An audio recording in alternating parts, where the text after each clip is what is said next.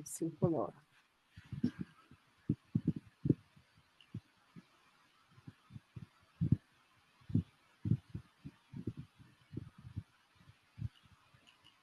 Prontinho. Vamos lá.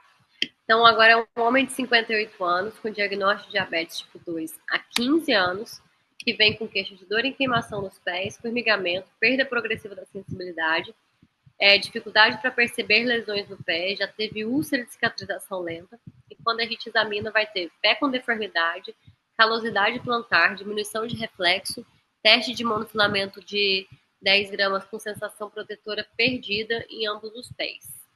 Então, para esse paciente, quais são os principais diagnósticos diferenciais a serem considerados? Repete o que a gente viu da de pâncreas, e indicar os exames complementares necessários para confirmar o diagnóstico de neuropatia diabética periférica e a presença de complicações associadas. É um formato muito parecido com o que a gente discutiu do de pâncreas. E aí, pessoal, o que vocês acham? O que a gente tem de resposta aí, se ninguém perguntar? Tem a resposta aqui de aluno também. Ó, pode basear aí. Então tá. O colega que colocou que como diagnósticos diferenciais, ele já me falando que são maniopatia diabética, a gente vai pensar em outras doenças articulares, ok, condições tóxicas, como síndromes urêmicas, hipotireoidismo, infecciosas, hanseníase, ok, e acrescentaria aqui, você também pensar até em radiculopatia, alguma obstrução que curse com patologia nervosa, tá? Com pressão nervosa e tudo mais. São diagnósticos que podem entrar sim. Mas pensar nas infecciosas, aí eu colocaria justamente o que mais que pode ter uma neuropatia progressiva, né? Tem até síndrome de Guillain-Barré, algumas neuropatias associadas ao HIV podem entrar aqui. E pensando na parte tóxica de uso indiscriminado de medicamento ou medicamentos de uso prolongado que podem ter efeito colateral essa neuropatia. Aí tem alguns antibióticos, tem outras medicações que podem entrar. E aí, em segmento, quais os exames que você pediria para ver complicações associadas a isso, né? Aí, realmente, é tudo que avalia a parte nervosa, que avalia nervo e o comprometimento vascular daquilo ali, que são coisas bem características desse paciente diabético, né? Então, a eletroneuro entra, sim, vai auxiliar nessa investigação, vai identificar esse problema. Eu colocaria aqui um Doppler de membros inferiores, por exemplo, para ver se tem alteração aterosclerótica, se tem algum trombo. Então, o ecodoppler alguém botou, alguém também falou da síndrome de Guillain-Barré, perfeito. E pode fazer uma avaliação para fazer diagnóstico diferencial de trombose, igual eu falei de outras patologias. E principalmente a parte do exame clínico, né? Não tem como a gente deixar ele para trás. Coloca no nosso gabarito, ver se eu esqueci de alguma coisa.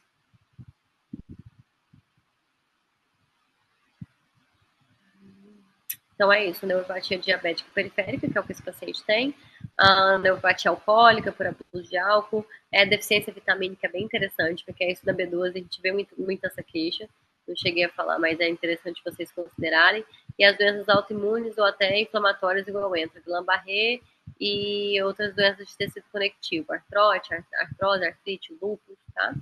E aí, para confirmar, eletroneuro, pensando em deficiência vitamínica, dosar essas deficiências vitamínicas, fazer um ecodoppler para ver a parte vascular periférica e um exame detalhado dos pés. Então, o exame clínico que eu falei. A gente tem que olhar se esse paciente, como essa do caso, já tem deformidade, já tem calosidade, já tem, pensando no pé de Charcot, né, o estigma mesmo da neuropatia diabética, tá? E a neuropatia pós-herpética poderia ser também. Ela só não costuma ser progressiva, ela fica mais como aquela dor crônica, ela não costuma ser progressiva, tá? Mas eu pensaria também em radiculopatia, viu? Incluiria isso aqui no nosso gabarito. Ok, vamos lá.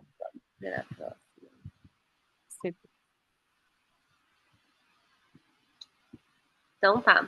Agora, a 2 ele já quer saber quais são os critérios clínicos e anatômicos que indicam a necessidade de intervenção cirúrgica do paciente com diabetes periférica, com essa neuropatia periférica. Então, quando que a gente vai indicar intervenção cirúrgica nesse paciente?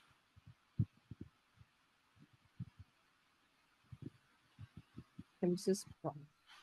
Priscila, não entendeu.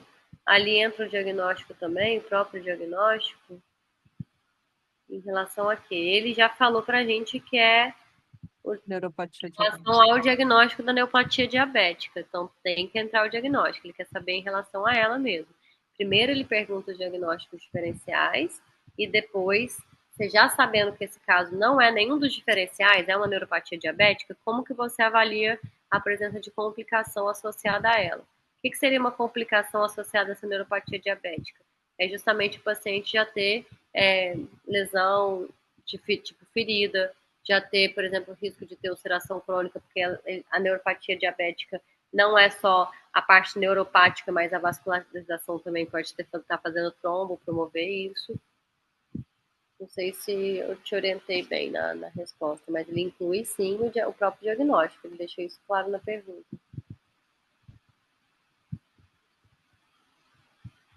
Ah, tá. Os critérios, então. Quando que a gente indica se vai ser tratamento conservador ou tratamento cirúrgico? Justamente dependendo do que o paciente apresenta. As úlceras neuropáticas crônicas, às vezes, elas vão sim necessitar de raspagem, ou às vezes até, dependendo do grau de acometimento, fazer procedimentos mais invasivos. Então, quando a gente fala de critério clínico e anatômico, clínico é justamente se o paciente consegue fazer se ele é apto a fazer a cirurgia por tem controle ou se tem descontrole dessa glicemia, né? E a intervenção cirúrgica, ela pode ser tanto em relação à neuropatia, ou seja, a neuropatia pode melhorar a postura desse pé, né? Se eu tiver um estímulo para o sangue chegar melhor com aquele nervo, então as intervenções vão ser tanto relacionadas à parte nervosa e neural, quanto as complicações inerentes a isso. Tipo, fez uma ferida diabética, complicou, vou ter que amputar esse pé. Então, assim, os critérios clínicos e anatômicos, eles vão falar justamente da localização que está essa ferida. Então, quanto mais distal, dependendo do tempo que ela tem de cicatrização, pode ser um paciente que vai ter que fazer uma ressecção daquela lesão ou até do membro em que ela está incluída, né? E... Deixa eu ver se alguém botou alguma coisa diferente. E a questão postural também é importante. Postural, descompressão de nervo e o tratamento das feridas que podem ser associados. Para mim, esses são os critérios clínicos. Os anatômicos são justamente onde que isso está localizado, tamanho, profundidade, para a gente ver o que a gente vai ter de indicação. Pode botar a resposta do colega, que eu já bati com o nosso gabarito. Você quer manipular mais alunos? Então, aqui eles vão colocar da intervenção cirúrgica em pacientes com neuropatia diabética para quem tem dor crônica, o reflexo de lesão medular, cirurgia pode descomprimir nervos afetados, beleza? Necrose, gangrena, que daí vai ser as abordagens nas feridas por conta dessa neuropatia, e acometimentos vasculares. O vascular é um pouco mais difícil a gente abordar, que seriam as angioplastias, mas também é uma forma de tratar, tá? Pode botar no nosso gabarito agora para ver o que bate. Então, essas deformidades estruturais, por exemplo, o pé de Charcot, às vezes a gente precisa indicar a intervenção cirúrgica porque ele vai estar distorcendo tanto a anatomia daquele membro que o paciente vai ter mais chance de ter lesão no pé, porque o apoio está acontecendo muito lateral, o paciente às vezes é obeso e a perda de peso é grande, então deformidade estrutural pode ser indicada. As úlceras que não resolvem, infecções recorrentes ou uma abertura mais profunda, que seria um osteomielite, e as neuropatias compressivas, tá? Acho que eu já tinha discutido isso com vocês. Alguém quer acrescentar mais alguma coisa? Acho que a gente pode seguir. É isso?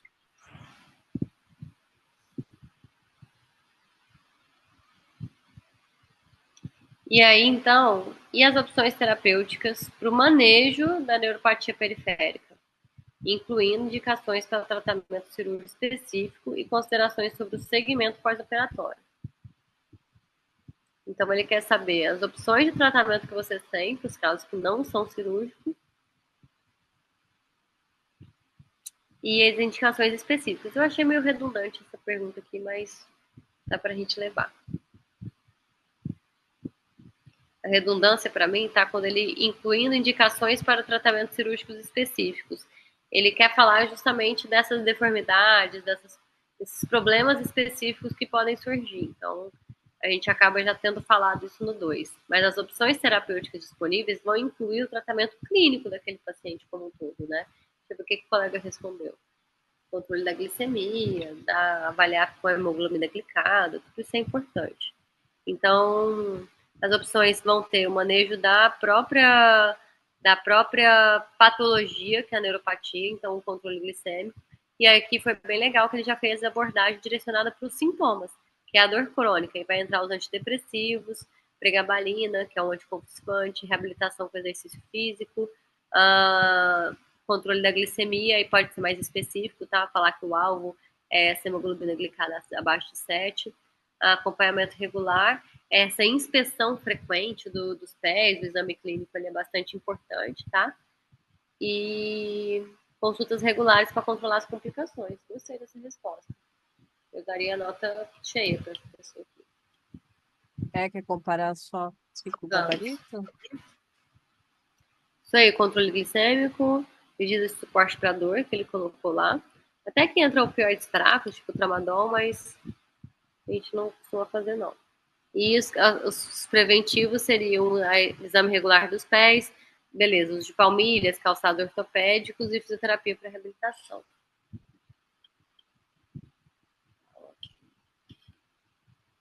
Ficaram com alguma dúvida, gente, nisso? Tem mais aqui, ó. Esse é o nosso gabarito. Sim, tem 2 Então, páginas. Sim, por isso que no nosso mostra justamente essa redundância que eu falei, que você vai indicar o tratamento cirúrgico, às vezes, para complicações específicas que seriam as deformidades, por exemplo, né?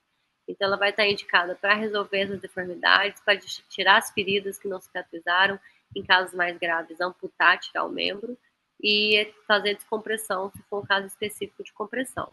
No pós-operatório, e para os pacientes como um todo, é muito rigoroso o controle da glicemia, prevenir novas lesões com sapato adequado, com cuidado frequente, e a reabilitação, se necessário, com órteses e próteses. Beleza. Tá bem completo. Vamos voltar para as questões. Esse já foi. Tem alguma dúvida aqui desse? O pessoal parou de perguntar?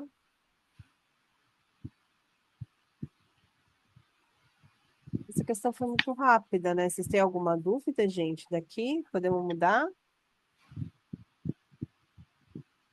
Vocês tiveram também essa sensação de que às vezes parece que a pergunta se repete? Ela coloca um detalhezinho e ela às vezes fica tão rápida aqui, porque a resposta da 3 ela estava incluída em alguns critérios da 2.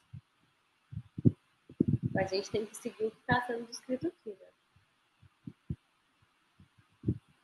Assim, eu tenho muita dificuldade, mas assim, estou treinando essa dificuldade, porque quando eu leio uma questão como essas aqui, nesse caso, por exemplo, principalmente a 2, junto com aquela adrenalina da prova, no momento da prova, que você está um pouco nervoso, ansioso, quando você vê as respostas do gabarito, são coisas tão simples, mas a pergunta me dá um medo tão grande na hora da interpretação, né? De ser outras coisas, critérios, será que é um quadro, será que é alguma tabela que eu não lembro? Então, assim, mas isso tudo é treinamento. Isso É só uma treinamento. observação. É. Mas, Gustavo, muito importante que você falou, porque assim, agora falando com as pessoas da prática, né, eu estou com isso na cabeça por causa dos recursos, esse medo, né, da gente, ai, será que o que eu estou respondendo é que está certo e tudo mais? Esse medo é que a gente tem que se desprender dele e ter um pouco mais de confiança na tua preparação, porque você sabe. Então, a ideia do que a gente está fazendo aqui de interpretar, quando te der essa dúvida, olha para a questão de novo, sabe? Faz essas marcações que a gente combinou, dá uma olhada na questão novamente, separa a questão, e isso vai tirando esse seu medo, né? Ah, será que eu estou respondendo o que a questão está me pedindo? Dá uma olhada lá de novo, né? Então, isso vai te ajudando a ter um pouco mais de segurança e vai tirando, né, essa questão de você falar assim, poxa, acho que eu não estou respondendo aquilo que estão me pedindo, sabe? Então, é bom que você está discutindo aqui, está tirando essas dúvidas para esse medo ir indo embora. ele vai te atrapalhar bastante se você mantiver ele ativo ali na hora da questão, sabe? Entendeu? Sim, doutora, sim. Então vamos lá. Então, eu vou colocar a próxima aqui para gente